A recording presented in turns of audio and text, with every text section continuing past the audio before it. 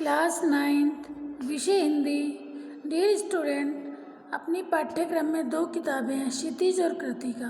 बेटा क्षितिज का जो भी चैप्टर आपके आ रहे हैं सिलेबस में वो सारे कंप्लीट हो गए।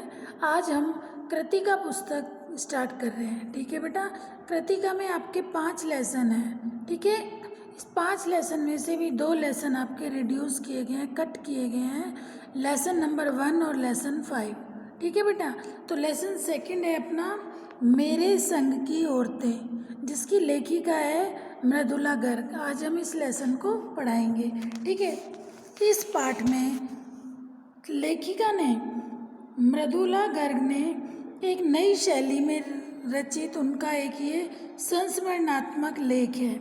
इसमें लेखिका ने अपनी दादी, अपनी नानी, अपनी माँ तथा बहनों के व्यक्तित्व का वर्णन किया है। इसमें बताया गया है कि किस प्रकार परंपरागत तरीके से जीते हुए भी लीक से हटकर जीवन बिताया जा सकता है। देखिए, इस पाठ में लेखिका मृदुला गर्ग ने मेरे संग की औरतें पाठ में अपनी दादी, अपनी नानी, अपनी बहनें, ठीक है, अपनी माँ, इनके व्यक्तित्व के बारे में बताते हुए यह बताया है कि किस तरीके से परंपरागत तरीके से जीते हुए भी लीक से हटकर जीवन जिया जा सकता है। ठीक है, अब ये सबसे पहले लेखिका अपनी नानी के बारे में बता रही है और नानी के व्यक्तित्व के बारे में बता रही है जो स्वतंत्रता प्रिय थी, जिन्हें स्वतंत्रता पसंद थी। ठीक है, मेरी एक नानी थी। लेखिका मृदुला गर्ग सबसे पहले अपनी नानी के विषय में बता रही है। क्या कह रही है? मेरी एक नानी थी, जाहिर है, पर मैंने उन्हें कभी देखा नहीं। ठीक है, मेरी माँ की शादी होने से पहले ही उनकी मृत्यु हो गई थी। लेखिका बता रही है अपनी नानी के बारे में कि मैंने कभी अपनी नानी को देखा नहीं था। शायद नानी से कहानी न सुन पाने के कारण बाद में हम 3 बहनों को खुद कहानियाँ कहनी पड़ी। लेखिका क्या बता रही है कि मैंने अपनी नानी को देखा नहीं था, अर्थात मेरे पैदा होने से पहले ही मेरी नानी की मृत्यु हो गई थी। हो सकता है हमने नानी, कहा जाता है ना, नानी सुनाती है कहानी। ठीक है, लेखिका क्या कह रही है? हो सकता है कि शायद नानी से कहानी भले ही न सुनी हो, पर नानी की कहानी हमने ज़रूर सुनी और बहुत बाद में जाकर उसका असली मर्म समझ में आया। पहले इतना ही जाना कि मेरी नानी पारंपरिक अनपढ़ पर्दानशी औरत थी। बस शुरू में लेखिका कह रही है जब छोटे थे इतना समझ नहीं आया, लेकिन बाद में समझ आया और ये पता चला कि जो मेरी नानी थी वो पारंपरिक अनपढ़ पर्दे में रहने वाली औरत थी, जिनके पति शादी के तुरंत बाद अर्थात मेरे नाना उन्हें छोड़कर बैरिस्ट्री पढ़ने विलायत चले गए थे। फ़ौरन चले गए। कैम्ब्रिज विश्वविद्यालय से डिग्री लेकर जब वे लौटे और विलायती रीति रिवाज के संग जिंदगी बसर करने लगे, नानी के अपने रहन सहन पर उनका कोई असर नहीं पड़ा। लेखिका क्या बता रही है कि मेरी नानी बिल्कुल अनपढ़, पारंपरिक तरीके से पर्दे में रहने वाली महिला थी और नाना जी विलायत पढ़ने चले गए थे। वहाँ से जब पढ़कर आए तो उनमें विलायती रीति रिवाजों के संग जीना शुरू कर दिया, लेकिन नानी पर उसका कोई असर नहीं पड़ा। न उन्होंने अपनी किसी इच्छा, आकांक्षा या पसंद नापसंद का इजहार कभी पति पर किया। लेखिका बता रही है कि मेरी नानी ने कभी भी अपनी कोई इच्छा, किसी चीज़, कोई वस्तु पसंद है, कुछ लेना है, किसी तरह की कोई भी इच्छा कभी अपने नाना जी से नहीं कही, अर्थात अपने पति से नहीं की। पर जब कम उम्र में नानी ने खुद को मौत के करीब पाया, लेखिका बता रही है मृदुला गर्ग, जब कम उम्र में नानी ने अपने आप को मौत के करीब पाया तो 15 वर्षीय इकलौती बेटी मेरी माँ, लेखिका क्या कह रही है, उस समय जब मेरी नानी की तबीयत बहुत ज़्यादा ख़राब थी, उस समय मेरी माँ की जो आयु थी वो 15 वर्ष की थी। उस समय मेरी नानी ने अपनी इकलौती बेटी मेरी माँ की शादी की फिक्र में ने उन्हें इतना डराया कि वो एकदम मुँह जोर हो उठी। नाना से उन्होंने कहा कि वे पर्दे का लिहाज छोड़कर उसके दोस्त स्वतंत्रता सेनानी प्यारेलाल शर्मा से मिलना चाहती है। देखिए लेखिका क्या बता रही है कि पूरी उम्र पर्दे में रहने वाली महिला कभी किसी पुरुष से बात नहीं करती थी, पारंपरिक रीति रिवाजों के अनुसार रहने वाली महिला। लेकिन जब उनका अंत समय आया, जब वो बीमार थी बहुत ज़्यादा, तो उन्हें अपनी बेटी की विवाह की चिंता हुई। ठीक है, इतना डराया कि वो एकदम मुंह जोर हो उठी और उन्होंने नाना से कहा, जो कभी नाना से अपनी कोई इच्छा व्यक्त नहीं करती थी। उन्होंने नाना से कहा कि वे पर्दे का लिहाज छोड़कर उनके दोस्त स्वतंत्रता सेनानी प्यारेलाल से मिलना चाहती है। सब दंग हैरान रह गए। जिस पर्दा नशी औरत ने पराये मर्द से क्या खुद के मर्द से भी मुंह खोलकर बात नहीं की, आखिरी वक्त में वो अजनबी से क्या कहना चाहती है।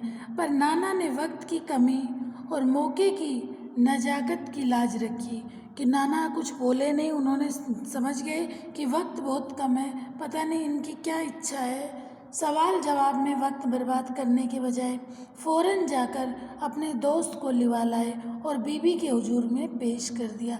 देखिए लेखिका क्या बता रही है अपनी नानी के बारे में, कि लेखिका कह रही कि हमने कभी अपनी नानी को देखा नहीं था, ठीक है, ना ही उनसे कभी कहानियाँ सुनी थी, लेकिन इतना पता है कि जो मेरी नानी थी वो बहुत ही परंपरागत रीति रिवाज से रहने वाली थी, पर्दे में रहने वाली महिला थी। ठीक है, विवाह के बाद नाना बाहर विलायत पढ़ने चले गए। जब वो विलायत से आए तो वो विलायती रीति रिवाजों के अनुसार जीवन यापन करने लगे, लेकिन नानी पर इन सब चीज़ों का कोई प्रभाव नहीं पड़ा। ठीक है, और क्या बताया कि एक बार जब लेखिका कह रही है कि जब मेरी नानी की तबीयत बहुत ख़राब हो गई, अर्थात जब वो मौत के करीब जब उन्होंने अपने आप को पाया, तो उन्हें मेरी माँ के विवाह की चिंता हुई। अर्थात उस समय लेखिका कह रही है मेरी माँ की उस समय आयु मात्र 15 वर्ष थी और उन्होंने, जिस महिला ने कभी अपने पति से अपनी किसी तरह की कोई इच्छा को व्यक्त नहीं किया था, और उसने ही अपने पति से कहा अंत समय में कि मैं आपके दोस्त जो स्वतंत्रता सेनानी हैं प्यारेलाल से मिलना चाहती हूँ। सब दंग रह गए कि जिस पर्दा नशी औरत ने पराये मर्द से तो क्या खुद के मर्द से भी मुंह खोलकर कभी बात नहीं की, आखिर वक्त में अजनबी से क्या कहना चाह सकती है। पर नाना ने वक्त की कमी और मौके की नजाकत की लाज रखी और उसे बुला लाए और उनके सामने पेश कर दिया। अब जो नानी ने कहा वह और भी हैरत अंगेज था, अर्थात अब जो नानी ने कहा वो और भी आश्चर्य में डालने वाला था। उन्होंने कहा, वचन दीजिए कि मेरी लड़की के लिए वर आप तय करेंगे। उन्होंने उनके मित्र, अपने पति के मित्र प्यारेलाल जी जो स्वतंत्रता सेनानी थे, ठीक है, उनसे क्या कहा कि आप मुझे वचन दीजिए कि मेरी बेटी के लिए वर आप तय करेंगे। मेरे पति तो साहब हैं और मैं नहीं चाहती कि मेरी बेटी की शादी साहबों के फरमार बरदार हो। आप अपनी आज़ादी का सिपाही ढूंढकर उसकी शादी करवा दीजिएगा। अब देखिए इस बातों से क्या पता चलता है कि वो उसे देश से कितना प्रेम है, स्वतंत्रता सेनानियों से कितना प्रेम है, जो स्वतंत्रता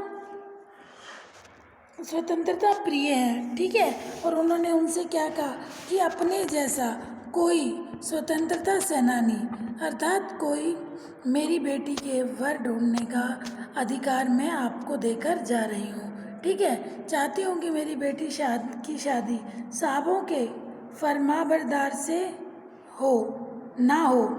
आप अपनी तरह कोई आज़ादी का सिपाही ढूंढकर उसकी शादी करवा देना। कौन कह सकता था कि अपनी आज़ादी से पूरी तरह बेखबर, अपनी आज़ादी, जिस औरत को पूरी ज़िंदगी खुद आज़ादी नहीं मिली, अर्थात खुद पूरी ज़िंदगी पर्दे में रही, ठीक है, एक गुलाम बनकर जीवन व्यतीत किया, कभी अपनी इच्छा अनिच्छा के बारे में अपने पति से कोई बात नहीं की।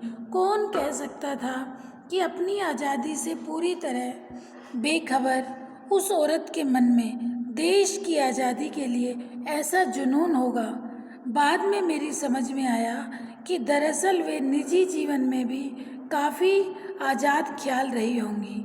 ठीक है, उन्होंने नाना की ज़िंदगी में कोई दखल नहीं दिया, ना उसमें साझेदारी की, पर अपनी ज़िंदगी को अपने ढंग से जीती जरूर रही। पारंपरिक घरेलू उबाऊ और खामोश ज़िंदगी जीने में आज के हिसाब से क्रांतिकारी चाहे कुछ न रहा हो, दूसरे की तरह जीने के लिए मजबूर ना हो, पर मैं असली आज़ादी कुछ ज़्यादा ही थी। देखिए, नानी के बारे में बताया कि खुद कभी उन्होंने आज़ादी का जीवन नहीं जिया, लेकिन उन्हें क्या चिंता थी कि मैं मेरे बेटी का विवाह प्यारे लाल को ये काम सौंपा जो स्वतंत्रता सेनानी थे, और उसे क्या कहा कि मेरी बेटी का विवाह कोई अपने जैसा कोई सिपाही ही ढूंढकर कर देना। ठीक है, खैर इस तरह मेरी माँ की शादी ऐसे पढ़े लिखे होनहार लड़के से हुई जिसे आज़ादी के आंदोलन में हिस्सा लेने के अपराध में ICS के इम्तिहान में बैठने से रोक दिया गया, और जिसकी जेब में पुश्तैनी पैसा धेला एक नहीं था। माँ बेचारी अपनी माँ और गांधी जी के सिद्धांतों के चक्कर में सादा जीवन और ऊंचे ख्याल रखने पर मजबूर हुई। लेखिका क्या कह रही है? माँ की शादी एक पढ़े लिखे होनहार लड़के से हुई जिसे आज़ादी के आंदोलन में हिस्सा लेने के अपराध से ICS के एग्ज़ाम में बैठने नहीं दिया। ठीक है, और माँ गांधी जी के सिद्धांतों के चक्कर में सादा जीवन जीने और उच्च विचार रखने को मजबूर हुई। हाल उनका यह था कि खादी की साड़ी उन्हें इतनी भारी लगती थी कि कमर चनका खा जाती। रात रात भर जागकर वे उसे पहनने का अभ्यास करती जिससे दिन में शर्मिंदगी ना उठानी पड़े। वे कुछ ऐसी नाजुक थी कि उन्हें देखकर उनकी सास यानी मेरी दादी, लेखिका कह रही है, मेरी माँ इतनी नाजुक और इतनी सुंदर थी कि उन्हें देखकर मेरी दादी और यानी मेरी दादी ने कहा, हमारी बहू तो ऐसी है, धोई पोंछी और छींके पर टांग दी। गनीमत यही थी कि किसी ने उन्हें छींके पर से उतारने की पेशकश नहीं की। अर्थात लेखिका क्या कह रही है? मेरी माँ बहुत ही ज़्यादा नाजुक, कोमल और सुंदर थी, और मेरी दादी भी मेरी नानी के लिए इतना बोलती थी कि मेरी बहू तो ऐसी है कि उन्हें ऐसी कि धोई पोंछी और छींके पर टांग दी।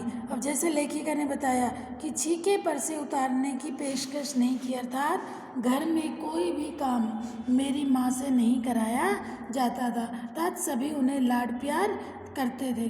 ठीक है, लेखिका ने अभी किसके बारे में बताया? पहले अपनी नानी के बारे में। जैसा कि आपको मैंने शुरू में बता दिया था कि इस पाठ में मेरे संग की औरतें, इस पाठ में लेखिका ने अपनी नानी, अपनी दादी, अपनी माँ और अपनी बहनों के बारे में बताया, और ये बताया है कि कैसे व्यक्ति परंपरागत जीवन जीते हुए भी लीक से हटकर कैसे अपना जीवन व्यतीत करता है। ठीक है, लीक से हटकर भी अपना जीवन जी सकता है। अब नानी के लिए बताया कि नानी को स्वतंत्रता से बहुत ज़्यादा प्रेम था, और नानी का जब मृत्यु का समय निकट आया, जो महिला कभी अपने पति के साथ भी खुलकर नहीं बोली, और जिन्होंने कभी अपने पति को अपनी कोई इच्छा अनिच्छा के बारे में कुछ नहीं कहा, और अंत समय में पूरी जिंदगी पर्दे में रहने वाली महिला, और जब समय निकट आया मृत्यु का, तो अपने पति से बोली कि मुझे आपके मित्र प्यारे लाल से मिलना है। तो सबको बड़ी हैरानी हुई कि इन्हें मिलकर क्या करना है। ठीक है, लेकिन जब पति ने समझा कि समय कम है, और उन्होंने अपने मित्र से इन्हें मिलवाया। ठीक है, जब मिलवाया तो इन्होंने जो कहा, क्या कहा कि मैं अपनी बेटी के विवाह का काम आपके हाथ सौंप कर जा रही हूँ। ठीक है, आप अपने जैसा स्वतंत्रता का कोई सिपाही इसके लिए ढूंढ लेना, आज़ादी का कोई सिपाही इसके लिए ढूंढ लेना। और अब उसने क्या कहा कि मैं अपने पति के समान उसका विवाह नहीं करना चाहती कि भाई मेरे, ठीक है, यानी मेरी दादी ने, हाल उनका यह था कि खैर इस तरह मेरी माँ की शादी एक पढ़े लिखे होना, लेखिका कह रही है कि सबको बड़ी हैरानी हुई कि जिसने पूरी जिंदगी खुद स्वतंत्रता का जीवन व्यतीत किया, अर्थात पर्दे में रही पूरी जिंदगी, ठीक है, पर्दा प्रथा को में रही, और आज वही महिला कैसे अपने बेटी के लिए पराये पुरुष से भी उसे बोलना पड़ा। तो इस बात से ये लग रहा है कि स्वतंत्रता प्रिय थी, स्वतंत्रता सेनानियों से उसे प्रेम था, अपने देश से प्रेम था। और लेखिका क्या कह रही है, मेरी जो माँ थी वो बहुत ही ज़्यादा नाजुक, कोमल और सुंदर थी। घर में मेरी दादी कहा करती थी, हमारी बहू तो ऐसी कि धोई, पोंछी और छीके पर टांग दी।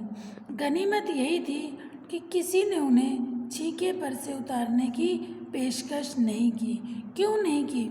उसकी दो वजह थी। पहली यह कि हिंदुस्तान के तमाम बाशिंदों की तरह उनके ससुराल वाले भी साहबों से खासे अभिभूत थे और मेरे नाना पक्के साहब माने जाते थे, ठीक है। बस जात से वो हिंदुस्तानी थे, बाकी चेहरे मोहरे, रंग ढंग, पढ़ाई लिखाई सब में वो अंग्रेज़ दिखते थे, ठीक है। मज़े की बात यह थी कि हमारे देश में आज़ादी की जंग लड़ने वाली ही अंग्रेज़ों के सबसे बड़े प्रशंसक थे, ठीक है। तो इसमें क्या अब तक जो आपको समझाया बेटा, समझ आ गया?